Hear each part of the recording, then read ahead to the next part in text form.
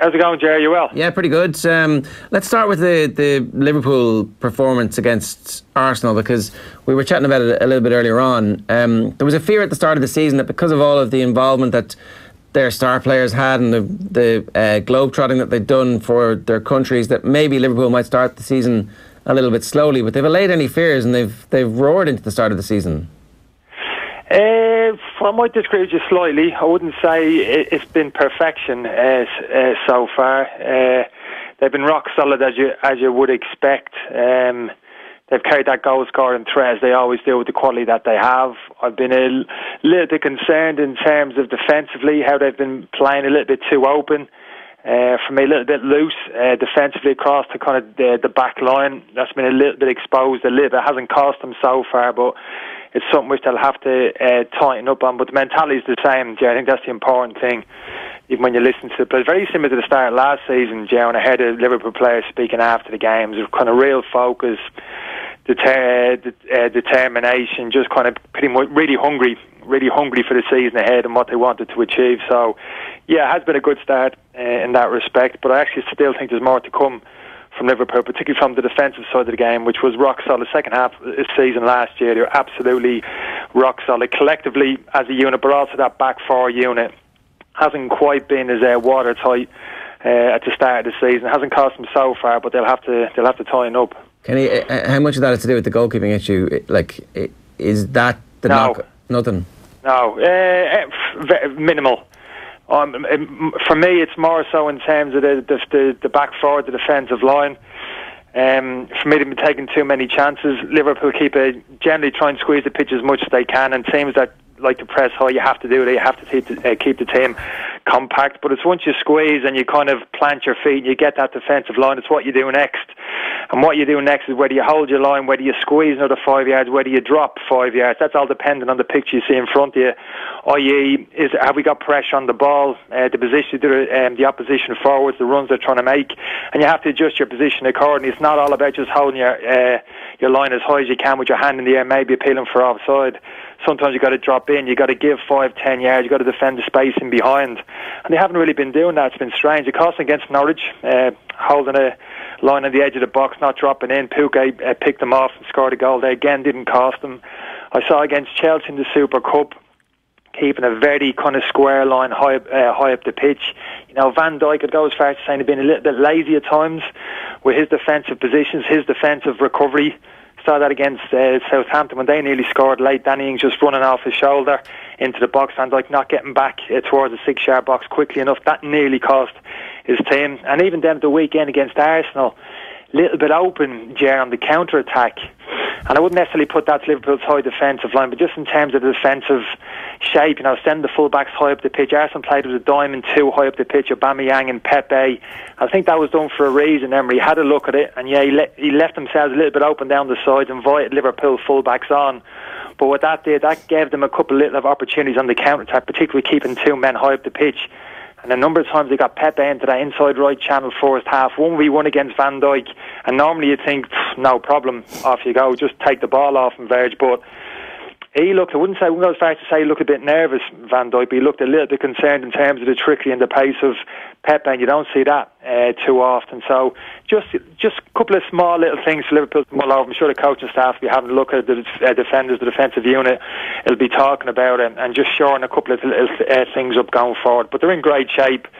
I disagree a little bit. Just had a little bit of Harry Arthur speaking there, talking about Liverpool can't afford to lose like 2 or 3 players. Manchester City can. Well, I disagree. I think Liverpool can. The strength and squad, the strength and depth of Liverpool's squad, I think they can afford to lose kind of most players, such as the strength and the mentality within the squad, and they'll just keep ploughing on and keep picking up these points as they have been. That's interesting, because I would have thought, watching the performance at the weekend, Kenny, looking at that front three in particular, that if one of them go down, they could be in a bit of bother, especially if it's Salah, given the form he's in, and Firmino. Well, you could say it. I don't particularly think so. Yeah, are you going to be as strong without Salah in the team? no, you're not. Are Manchester City going to be as strong with Raheem Sterling? No, they're not. Have Manchester City got players to come in? Yes, I think they have. Have Liverpool? I actually think Liverpool do, to be honest with you. Origi, for me, finished the back end of the season very strongly, but I trust him coming in. If he needed to come in across that front three line, Shaqiri can drop in there. Lallana, people have kind of forgotten about, can also drop in across the attacking line. Now, people might say, not quite at the level of the Manchester City players, but it's not far off for me. I think Liverpool got some good options there. Klopp could easily have gone and spent big and brought another star striker into the football club, but I think he likes the dynamic within the dressing room. It's a very tight group, and to bring another player in for big money just might upset the equilibrium in the dressing room. So I think he's happy what he's got, the kind of relationship, the atmosphere inside the dressing room, and he wanted to keep that intact, so he's resisted the temptation to go out and spend big on what would be a backup striker on, really. And no top quality striker is going to come in for big money and be prepared to sit behind those top three Liverpool players, because everybody knows when they're fit they play. So no, if I was Liverpool's part, overall I'd be very happy. I think they're in a good place, and we're set up again for a thrilling season in terms of the title race between those two teams. I think it's fair to say that David Luiz didn't have an amazing evening at the office on Saturday, Kenny. In terms of Arsenal's central defensive problems, because they still exist, are they in a better or worse position than they were at the end of last season? No better. No better for David Luiz's appearance at the football club. I was very surprised that Emery made that jump and brought him there. Now, people said, 8 million, very experienced player, etc. He ticked a lot of boxes, but not for me in terms of what Arsenal needs in the centre of that defence. They need somebody who knows how to defend, basically, and actually somebody who enjoys defending. And David Luiz never struck me as somebody who actually enjoys defending. His position for the the Salah goal, it's almost unprecedented. You very rarely see defending like that, the way Salah left him 10 yards behind him, running towards the edge of the 18-yard box. The only way you can get beat as a defender in a situation like that is that the forward actually drops his right shoulder to the ground and actually spins to the left, and actually does it. You kind of fall for it and you get left behind. But if you watch Salah's movement, he doesn't even do that. All he basically does is lean, slows down and leans to the left and takes a quick touch. So to be left 10, 15 yards behind your man after a kind of simple bit of skill like that, it's unheard of. It's literally unheard of, and it's lazy defending, and it's typical of David Luiz, all or nothing. When it comes off and he wrestles the ball off the centre forward and walks up the pitch with the ball, 40,000 people are off their seats clapping, brilliant defending. But unfortunately, the next two times it happens, he's chasing back towards the edge of his penalty box 10 yards behind his man. That's what I mean. It's all or nothing. When rather than stay in his feet, shift his feet, keep 2-3 yards goal side, have to move his feet and almost concede possession, allow your teammates time to recover around you. That's good defending. That's what you have to do nine times out of 10. And he doesn't do it. He doesn't want to do it for me. And for me, it's the last sign in Arsenal needed going into the season, where they need to improve and become more solid defensive, particularly in that central defensive area. I'll be amazed if he plays the whole season there, because these kind of problems are just going to multiply and continue all during the course of the season. Because I wasn't sure whether or not he deserves all the blame, or whether or not it's a kind of a bit of a systematic failure in terms of the result. Of course, that individual moment with Salah and the penalty was pretty bad, to be quite honest with you, Kenny. But like, you talk about Arsenal's diamond there, Klopp was saying after the game that he was surprised that Arsenal played that, and some of the analysis was quite negative towards how Emery set up. So are we looking at an individual cause of blame here, or are we looking at more at Unai Emery and pointing the finger at him?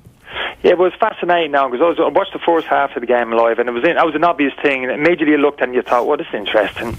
Playing the diamond two up front. We know Liverpool's strengths predominantly down the sides, the fullbacks high and wide, linking up down the sides with the Liverpool wide men. So you look at the diamond, and immediately you think, well, why are they inviting those Liverpool fullbacks into their own half under no pressure? You basically allow Robertson and Alexander-Arnold to travel deep into your half the pitch before you can get pressure over them, before those narrow midfielders can get across and actually go and engage him. But Emery's not an idiot. You got to give him credit. He's a very experienced coach, and clearly had a look at it, and he thought, well, I know that's Liverpool's strengths. Plenty of teams go to Anfield and play 4-5-1, 4-3-3, whatever, and still have problem with those fullbacks. But when you go with 4-3-3, you basically leave yourself with one centre forward high of the pitch, and it's very difficult to counter-attack Liverpool, particularly with the qualities of Van Dijk. So he clearly had a look at it and thought, well, look, I'm going to give up. I'm going to give up a little bit those sides. Actually, almost lay a trap on in terms. I'm actually going to encourage those Liverpool fullbacks. They get the ball. I'm going to let you come into our half the pitch, and I'm going to almost push Aubameyang and Pepe, keep them a little bit half and half up the pitch. When we do win it back, we got 2 targets up the pitch, and in Pepe and Aubameyang, we got players who can actually spin down the sides in the 2 Liverpool centre-halves. And as that half progressed down, after that initial 10-15 minutes, what the hell is Emery doing here? He's an absolute idiot setting up like this. Arsenal just started to get a bit of traction in the game, particularly on the counter-attack, and Pepe, if you saw, start to become more prominent in the game in terms of being able to work that inside right channel. And it was fascinating up until half-time. For me, it was quite an even game going into half-time. Yes, Liverpool dominated possession and being the more aggressive team on the front foot, but Arsenal becoming more and more dangerous as that half progressed. So I certainly wouldn't be too critical with Emery. Clearly put a lot of thought into it. Yes, they lost 3-0 and people say, yeah, so what? You know what I mean? They absolutely got rolled over. But there was periods in that first half I felt, wow, this could be game on. If Arsenal had taken one of those chances they created first half, it really would have been. Is there a flakiness though to a team that sets up well, is doing okay, and then immediately falls apart as soon as the goals start to happen? Oh, without a doubt, yeah. Yeah, but that it goes without saying. That's not even up to debate. You know, that's a fact. We've spoken about David Luiz, and exactly, that's pretty much typifies it. The final. Although I haven't said that, I watched them first game of the season up in Newcastle, and they were actually solid. If there was one more, you know what I mean? People say solid, so what? But you can't say it too often about Arsenal, particularly second half of last season away from home. Now, Chambers played that game, first game of the season, up alongside Socrates up in Newcastle. And Rob Holding, first half of last season, jersey, a long time ago, actually looked as if he was establishing himself at centre-half in terms of just being a dependable centre-half who his teammates could actually, you know, you'd actually trust in that central defensive position to make the good decisions the majority of the time. And first half of that game against Newcastle, they were solid for the majority of that game up there. It didn't look too porous. Now David Luiz comes into the team, and suddenly it's like, you know, you're away with the ferries a little bit again. And yes, collectively they can do a little bit better. But I think if he gets the personnel right, for me, it's David Luiz coming out of the team. That probably is not going to happen in terms of his personality, the money he spent to bring him into the football club. But potentially likes of Holden to come back into that team, maybe Chambers as well. Socrates I like, he's kind of heart in the sleeve, someone who actually enjoys his defending. You can see that in terms of likes to be aggressive, kind of make tackles. You can kind of trust him to an extent, maybe not a top class centre half.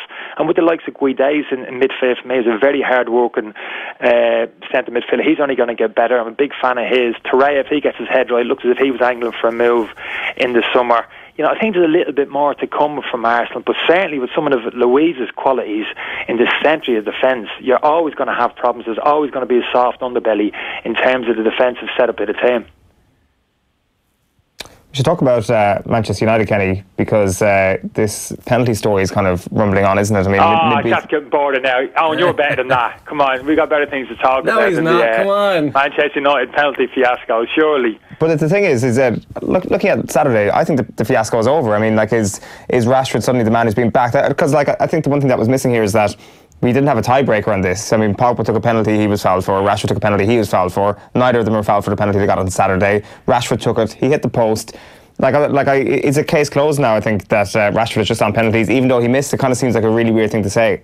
For me, it should be paper, scissors, stone in the penalty box between the two players, and that should resolve. That's what I was actually waiting for. It was getting that kind of ridiculous, some of the debate. I understand to a certain extent. I listened to some of the ex-manager, Gary Neville was kind of very vocal, and he was like, having kittens, like, talking about it in terms of Solskjaer coming to agreement with the players that you were both decide amongst themselves. I wouldn't be overly critical of that. People said that's ridiculous, you know, attention to detail, you must have your penalty taker. But in the heat of the moment, lads, I think you have to make allowances for the fact that, yeah, you might have your penalty taker. I think everybody's agreed probably Rashford is the better penalty taker. But in that particular moment on the pitch, in terms of the mindset of the player, there's got to be an allowance for, look, if you're not quite where you need to be mentally, or for whatever reason you don't fancy it, maybe Rashford's been taken down for the penalty, maybe he's been wiped out, he's been taken out, he's been clumped, maybe, he's 3 stitches in his shin, he gets up, well, you got to take the penalty, you're a penalty taker. There's actual logical argument for, at times, yes, you're a penalty taker, but you know what, I'm going to pass it on to somebody else. I think Arsenal had that situation some years ago with Henry, I think it was Perez as well. They would literally have a discussion, and yeah, if you were the penalty taker and mentally you're in the right place, yeah, take it. But if not, for whatever reason, you could pass it on to somebody else. So I actually don't have a huge problem with that. Yeah, Pogba missed the penalty, and of course Rashford had missed the one this weekend. But for me, it's it's been overplayed a little bit. For me, there's not a right or wrong, lads. It's just a different kind of mindset in terms of how you deal with. Some players will have a designated penalty taker. Some won't. To be more of a collective thing. I don't think there's a right or a wrong. It's just what's best for the group. What do you make so far the start to the season that Solskjaer has overseen at Manchester United? Yeah, I really enjoyed the second half performance against Chelsea. A lot of people saying it flattered them. Well, I didn't think the 4 goals flattered them. I thought they deserved the 4 goals. They earned them. I don't buy into this mode of thinking, well, they only created 4 chances, but so I didn't deserve to score 4 goals. Well, if you're clinical enough to create 4 chances to score 4 goals, you do deserve them. So I thought they thoroughly deserved that victory. They were really impressed with that kind of counter-attacking game which they played. It's interesting, like listening to the discussion like about Harry Maguire, and I'll be a fan of Harry Maguire. I think they're a lot stronger with him in the team, but I'll be interested as the season goes on having a look at Maguire, because there's just a small indication there. I don't know if you remember the goal of the weekend, the AU goal, that long ball flick on, AU scores. Now, if you have a look at that in terms of Harry Maguire's position, Harry Maguire's a lovely player, very good reader of the game, and when United were playing counter-attack against Chelsea was earlier in the season, they were sat on the edge of their box and picking Chelsea off in the counter-attack. Maguire looked amazing, reading the game well, stepping in, making an interception, passing for. He's a lovely passer at the ball. But I always look at Maguire and I think the big test for him is going to come when he gets a bit closer to the halfway line. When United start to dominate games in possession and start pushing towards the halfway line, there's space left behind him. And you just saw an indication. There is a small weakness, frailty in his game. It's his mobility. It's his kind of speed, particularly on the turn. And if you look at that when that ball was flicked on, it was Wilfried Zaha beat Lindelof. Only a hopeful ball up front, flick on. AU just gambled on the flick on. Maguire didn't have a great starting position, but when he doesn't get a good starting position and he doesn't read the game, doesn't sense the danger early, for me, he hasn't got the speed. He hasn't got the speed on the recovery, and you saw that AU just kind of went away. He was never going to get back to him. So that'd be a small thing, as good as Maguire's been, and I think he will contribute to the team. I think there's a small area of concern there. Balls down the side and over the top of him. Some of the teams that play counter-attack at Manchester United may just look at Maguire and think, can we get down the side to him? But apart from that, I think they're in good shape, high up the pitch. I like the variation of the pitch. Martial, Rashford, the young boy James is going to need a bit of time. It's just centre midfield, lads, is the issue they have. I think they're still short there. They haven't gone and bought big in the summer in terms of top quality midfielder.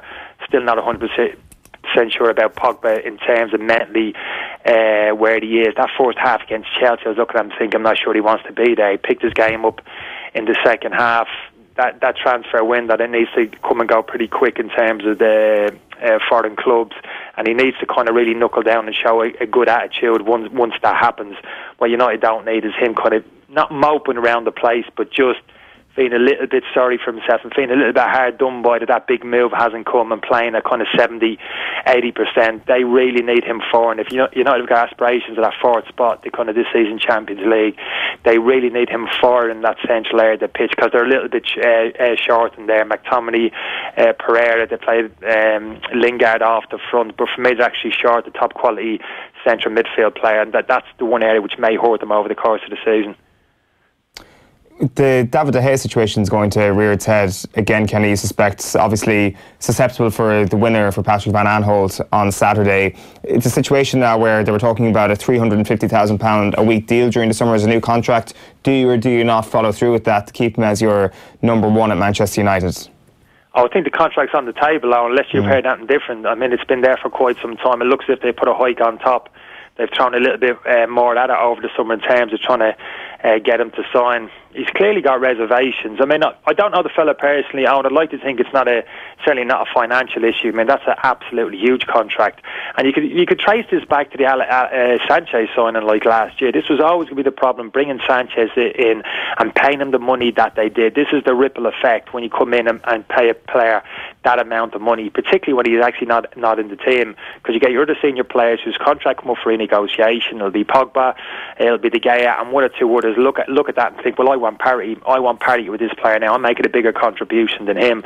So Manchester United have actually caused this problem for themselves in terms of how much they're having to give De Gea. That said, I genuinely feel as if De Gea, I look at him and think maybe he's thinking, does he want to make this kind of commitment over the next 3 or 4 years, keeper in his prime, to Manchester United in terms of maybe trophies. You know, he may be driven to that extent in terms of being very ambitious and wanting to compete at the highest level in terms of league titles and Champions League, and that's what the very top players are looking at, Champions League and league titles. And at the moment you'd have to say Manchester United are a little bit short, and it may take them some time, maybe in case of maybe 2-3 years, maybe even a little bit further on, to get back to the top of the perch. So if that's the case, I'd cut him a little bit of slack to Gay. If that's what he's been driven by, forget about the money, what it is. Do I really want to be in this kind of environment over the next 2 or 3 years in terms of, do I want to play a part in getting United from where they are at the moment back to the top, and in the meantime maybe sacrifice myself in terms of trophies to do that. So if that's his motivation, I can understand, and maybe why he's taking his time, and maybe why he may even wait till the following summer and maybe make the decision then. Kenny, good stuff. Thanks a million for joining us this morning. Cheers, lads. Take care.